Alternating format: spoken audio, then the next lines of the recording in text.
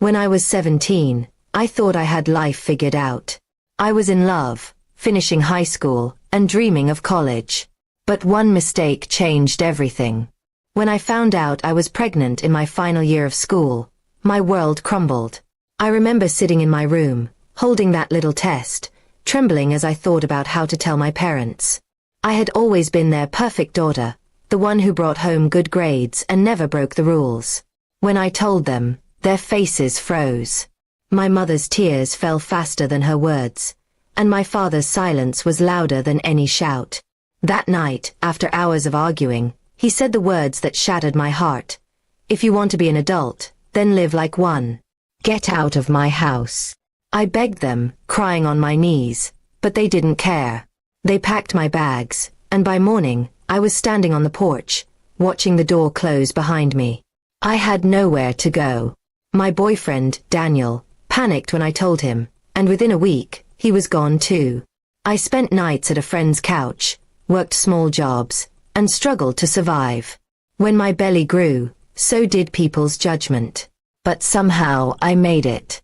I finished school through an online program, gave birth to a beautiful daughter named Lily, and promised her she would never face the pain I did. The first few years were the hardest. There were days when I ate nothing so Lily could have formula. Nights when I cried silently so she wouldn't hear. But slowly, life started to change. I found a steady job at a local daycare, and a kind woman named Mrs. Carter helped me rent a small apartment. Lily grew up surrounded by love, even if we didn't have much. Years passed. I worked hard, studied part-time, and eventually opened my own daycare center. It became successful beyond anything I imagined. Parents trusted me, children adored me, and my name began to mean something again. I built a life from the ruins my parents left me in. Lily grew into a bright, kind young woman, everything I hoped she would be. When she graduated high school, I cried harder than I ever had. I thought about how far we'd come, how I once stood outside my parents' home with nothing but a bag, and now I had a business, a home, and a future. I thought I had moved on.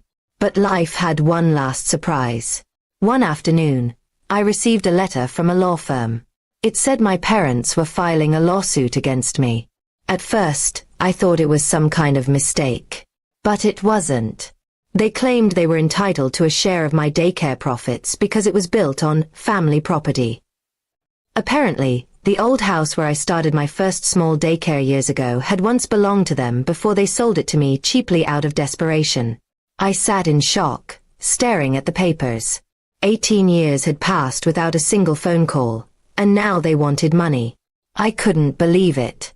The same people who threw me out when I needed them most were now trying to take what I'd worked for. I felt a mix of anger and sadness that I couldn't describe. When the court date came, I saw them for the first time in almost 2 decades. My father looked older, frail even, but his eyes were still cold. My mother couldn't meet my gaze. I stood in front of them, not as the scared teenager they'd abandoned, but as a woman who had survived without their help. The judge listened as their lawyer spoke about family contribution and financial rights. My lawyer calmly showed every receipt, every payment, and every record proving that I had bought and built everything myself. When it was my turn to speak, I told the court my story. I didn't cry. I just told the truth. How they threw me out, how I struggled, and how every success I had came from my own hands. The courtroom was silent when I finished. My parents didn't look up. The judge ruled in my favor, stating that they had no claim to my business or property. It was a victory, but it didn't feel like one.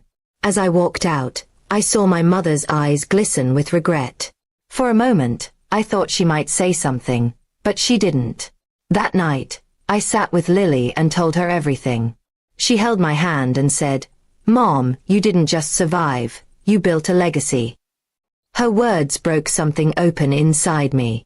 For years, I had carried the pain of rejection, but hearing that from my daughter healed a part of me that had stayed wounded since I was 17. A few weeks later, I got a letter again, this time from my mother. She apologized, saying they were ashamed and desperate. My father's health was failing, and they needed money.